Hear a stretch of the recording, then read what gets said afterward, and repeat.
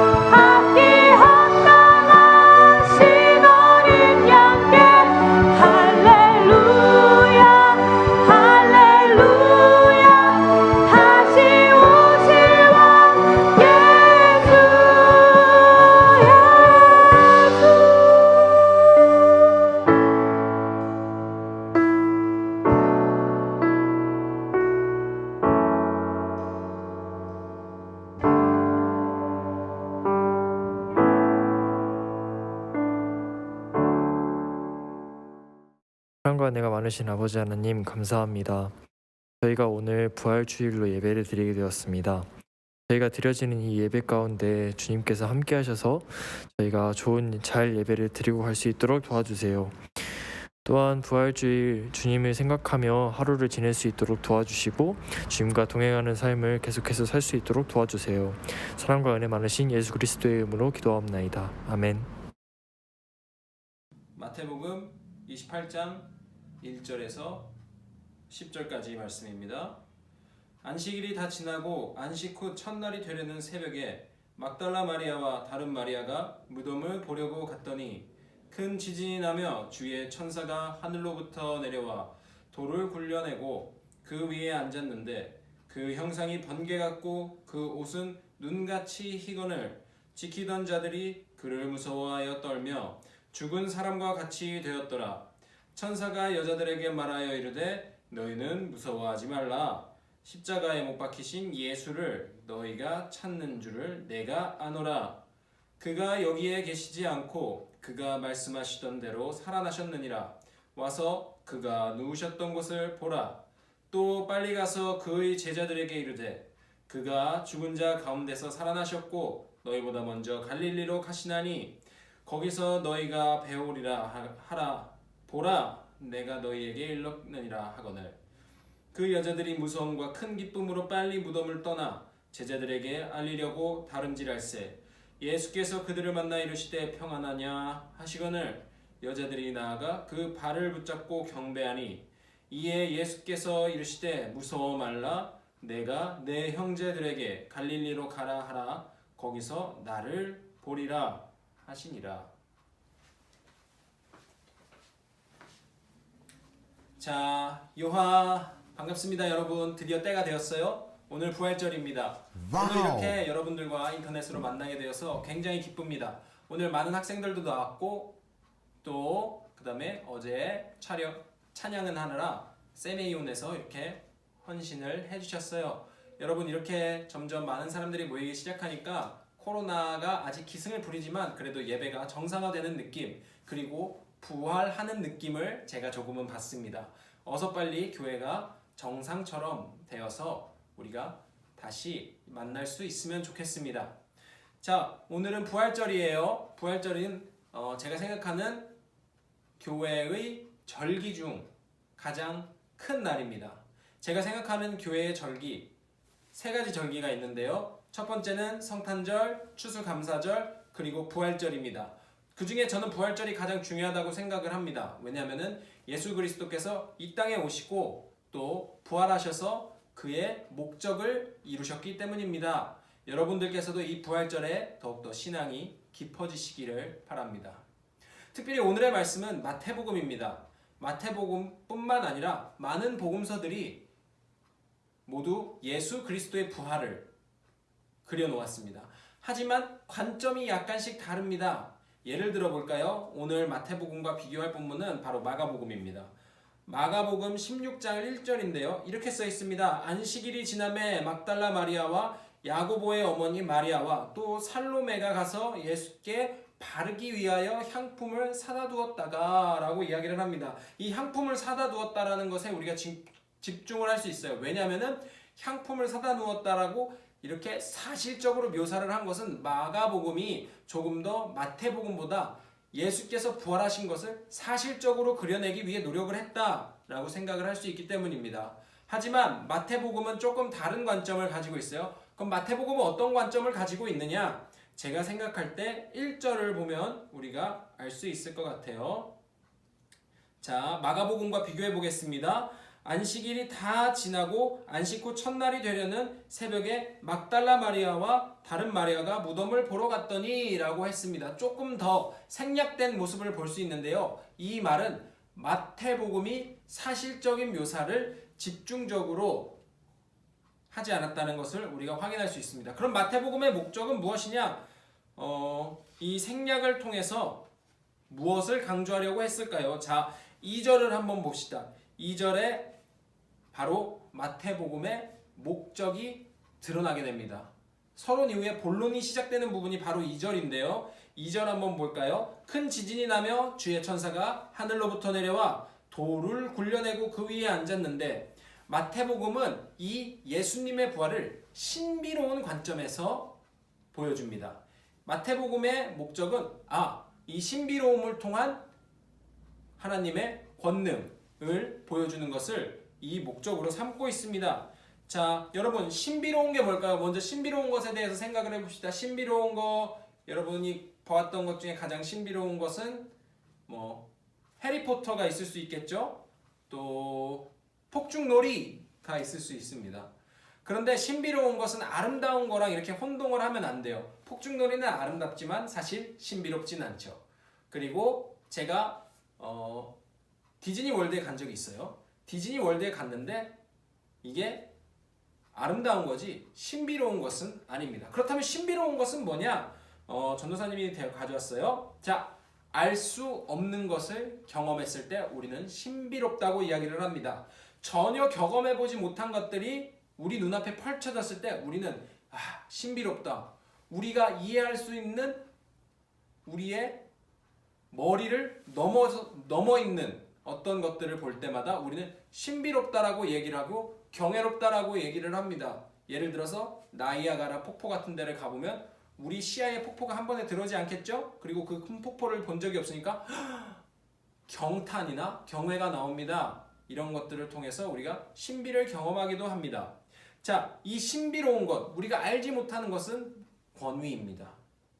자, 왜 권위인가요? 바로 하나님하고 같이 생각을 해보겠습니다. 자, 4절. 이 신비로운 천사의 신비로움을 봤을 때 이 지키던 자들이 어떻게 행동을 했는지 봅시다. 지키던 자들이 그를 무서워하여 떨며 죽은 사람과 같이 되었더라 라고 말합니다. 네, 이 지키던 사람들은 이 신비로운 천사의 모습, 그러니까 천사의 모습을 처음 본 거죠. 하나님의 사자죠. 하나님의 사자의 모습을 처음 봤습니다. 그러면 자신이 알고 있던 것을 뛰어넘는 그 모습을 보았을 때 이들은 신비로움을 느끼고 그렇게 두려워 떨게 됩니다. 지키던 사람들, 즉 이 사람들은 왜 지키고 있었을까요? 그런데 이게 또 신비와 연결이 됩니다. 지키던 사람들은 예수의 부활을 두려워하던 사람들에게 고용된 사람들이었습니다. 바로 세상의 권세를 누리던 사람들이었죠. 누가 예수님을 십자가에 못 박았죠? 예수님을 십자가에 못 박았던 사람들은 바리새인과 사두개인, 또 그에 공조하는 로마가 있습니다. 자, 처음에 그들은 예수님께서 부활하실까봐 예언에서 나왔던 것처럼 부활을 하실까봐, 혹은 또 다른 사람들이 예수님의 시체를 가져가서 어떻게 부활했다고 소문을 낼까봐 두려워했습니다. 왜냐고요? 자신의 권력이 피해를, 상처를 입기 때문입니다. 그래서 이렇게 사람들을 고용해서 보초를 서게 했어요. 그런데 오늘 하나님께서 직접 개입을 하십니다. 이 신비로운 하나님의 사자가 등장했다는 것은 하나님께서 직접 임재를 하셨다는 사실을 우리가 알 수 있습니다. 이 직접적인 임재는 우리가 우리의 능력으로 이해할 수 없기 때문에 완전히 새로운 것이기 때문에 신비로운 것으로 우리에게 다가옵니다. 그렇다면 이 임재라는 말은 뭘까요? 자, 임재라는 뜻은 우리가 교회에서 굉장히 많이 쓰죠. 금요철야 때 특별히 많이 씁니다. 성령의 임재라고 얘기를 하는데 임재가 도대체 무슨 뜻이냐? 교회 언어는 참 어려운 게 많아요. 그래서 이 임재의 뜻을 한번 알아보도록 하겠습니다. 나타내 보이다, 있다라는 뜻입니다. 오늘은 영어로 쓰지 않을 거예요, 여러분. 자, 지금 하나님께서 보이지 않지만 있다, 계신다라는 것을 우리가 표현할 때 임재라고 씁니다. 이 임재는 진짜 신비롭습니다. 누구도 하나님을 이런 분이시다, 저런 분이시다 말하지도 못하고 또 우리의 머리로 이해가 되지 않는데 경험할 수 있기 때문에 신비로운 겁니다. 이 임재를 한다는 것은 우리에게 굉장히 강력한 그리고 경이로운 경험을 선사합니다. 즉, 이 신비로운 경험은 힘이 있습니다. 무덤을 지키던 병사들도 하나님의 사자가 나타나서 하나님의 강권적인 임재 가운데 죽은 자처럼 되어버립니다. 찾아보세요. 오늘 성경. 자, 하나님의 신비로운 권세는 이 로마의 권력도 뛰어넘는다고 할 수 있습니다. 로마는 예수님을 십자가에 못 박았죠. 물론 유대인인 사두개인이나 바리새인이 동조를 하긴 했고 또 크게 영향을 끼쳤지만 로마도 잘못이 없다고는 할 수 없습니다. 그래서 예수 그리스도를 십자가에 못 박아서 돌아가시게 했습니다. 사실 이 로마의 권력에 누가 대응을 할 수 있을까요? 누가 대항을 할 수 있을까요? 세상을 지배하고 있고 또 그 무력을 통해서 많은 나라를 이겼던 로마를, 많은 왕들을 쓰러뜨렸던 로마를 누가 어떻게 그의 권력에 도전을 할 수 있을까요? 여러분 한번 예수님 시대를 한번 생각을 해봅시다. 엄청나게 많은 무리를 끌고 다녔죠. 예수님은 오병이어 기적 같은 경우에는 남자만 계수할 때도 이 수가 엄청나가지고 어린아이와 여자들까지 계수할 경우엔 예수님을 따랐던 무리가 얼마나 많은지 우리가 생각을 할 수 있을 것 같아요. 자, 근데 이런 무리를 끌고 다녔던 예수님, 그 시대의 슈퍼스타 같은 예수님을 로마는 처형을 시켜버립니다. 예수님께서 돌아가셨어요. 로마는 이것을 통해서 자신의 권력들을 다시 한번 확인할 수 있겠죠. 자, 많은 사람들이 따라다니는 한 유명인이 있는데 로마가 자신의 힘으로 처형을 시켜버렸다는 것은 그 당시 사람들에게 굉장한 쇼크, 그리고 충격, 그리고 그 사람들에게 로마가 얼마나 무서운 나라인지 다시 한번 보여주는 계기가 되었을 겁니다. 그런데 하나님은 이 신비로운 임재를 통해서 이 로마의 권력을 뛰어넘어 버리십니다. 어떻게요? 예수님을 죽음에서 다시 살리십니다. 이 말은 세상의 권력이 하나님의 신비로운 능력 앞에 마치 무용지물이 되는 것과 같다라고 생각을 하시면 됩니다. 즉, 더 쉽게 말하면 하나님이 힘이 더 세다라고 이야기를 할 수 있습니다. 그렇다면 우리의 부활절에 임하는 자세는 어때야 될까요? 자, 6절에 이렇게 기록되어 있습니다. 그가 여기 계시지 않고 그가 말씀하시던 대로 살아나셨느니라. 와서 그가 누우셨던 곳을 보라 라고 이야기를 합니다. 사실 예수님께서 누워 계셨던 곳은 보는 것은 큰 의미가 없죠. 그렇죠? 예수님도 안 계시고 이제 무덤만 남아있는데 왜 이것을 보라고 했을까요? 천사는 이렇게 말합니다. 보라, 보라. 이 말은 사실 무덤을 보라는 얘기는 아닙니다. 비어있는 무덤을 보고 예수님께서 살아계시다는 그 부활을 보아라 라고 이야기를 하는 것입니다. 막달라 마리아와 다른 마리아는 이것을 보고 기뻐할 줄 아는 사람이었습니다. 빈 무덤을 보고 예수님의 부활을 체험할 수 있는 사람들이었습니다. 그리고 그곳에서 예수님께서 살아나셔서 떠나셨다라는 것들을 읽어낼 수 있는 사람들입니다. 바로 현재를 보고 그 이면에 하나님께서 어떻게 일하셨는지를 볼 수 있는 사람들이 바로 이 두 마리아였습니다. 자, 마태복음에 비슷한 기록이 있어요, 여러분. 자, 마태복음 13장 15절에서 16절입니다. 이 백성들의 마음이 완악하여져서 그 귀는 듣기에 둔하고 눈은 감았으니 이는 눈으로 보고 귀로 듣고 마음으로 깨달아 돌이켜 내게 고침을 받을까 두려워함이라 하였느니라. 그러나 너희 눈은 봄으로 너희 귀는 들음으로 복이 있도다. 여기를 한번 고쳐서 읽어볼까요? 요셉 중고등부로. 그러나 요셉 중고등부의 눈은 봄으로 요셉 중고등부의 귀는 들음으로 복이 있도다. 여러분들이 이런 사람들이 되셨으면 좋겠습니다. 그리고 전도사님이 기도할게요. 여러분, 여기서 보라고 하는 것들은 단순히 눈앞에 있는 것을 보라는 것이 아닙니다. 보이지 않는 것을 보라라고 말씀을 하는 겁니다. 어떤 사람들에게 예수는 실패자였을 수도 있습니다. 왜냐고요? 십자가에서 죽었으니까. 로마에서 받을 수 있는 최고의 형벌을 받아서 죽었으니까. 그리고 뿔뿔이 흩어졌겠죠. 아, 내가 생각했던 예수님이 이 정도밖에 안 됐어라고 생각을 할 수 있겠죠. 또 요즘 사람들은 이렇게 얘기를 할 수 있어요. 아, 부활 그거 그냥 옛날 이야기야 라고 이야기를 할 수 있습니다. 하지만 우리 그리스도인은 이 예수님의 죽음과 부활을 통해서 더 깊은 차원의 하나님의 뜻을 이해할 수 있어야 합니다. 바로 그게 우리의 구원을 위하여 자신의 생명을 던진 하나님의 열정을 우리가 이곳에서 확인할 수 있습니다. 이것이 바로 그리스도인이 보는 자세입니다. 부활절은 예수님의 죽음과 부활을 기리는 날입니다. 하지만 부활절은 또한 우리에게 다짐을 하게 합니다. 눈으로 보고 마음으로 따르도록. 누구를요? 예수님을. 그렇게 우리에게 요구를 하고 있습니다. 부활절은 그냥 지나가는 날이 아니라 보라! 예수님께서 부활하셨던 그것을 보라! 예수님께서 사실 이 땅에 계시지는 않아요. 지금 부활해서 승천하셨기 때문에 우리 마음속에 살아계시지만 우리가 그것을 보는 것은 우리 육체의 두 눈으로 보는 것이 아니라 마음의 두 눈으로 예수님을 느끼고 예수님의 가르침을 따라가는 삶이 바로 보는 삶입니다. 우리는 부활에 있어서 보이는 것을 넘어서 그 너머에 있는 하나님 뜻을 발견할 수 있어야 합니다. 주님은 부활하셨고 그 신비로운 능력을 드러내셨습니다.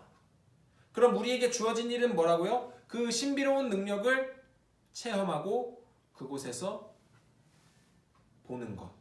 우리의 마음으로 예수님을 보며 따라가는 것을 우리는 이 부활절에 간절히 기도하며 그렇게 될 수 있도록 노력을 해야 합니다. 우리 이렇게 하나님께 기도했으면 좋겠습니다. 하나님, 보라고 하셨는데 제 마음의 눈을 열어주세요. 제 마음의 눈을 열어서 부활하신 주님을 볼 수 있게 해주세요.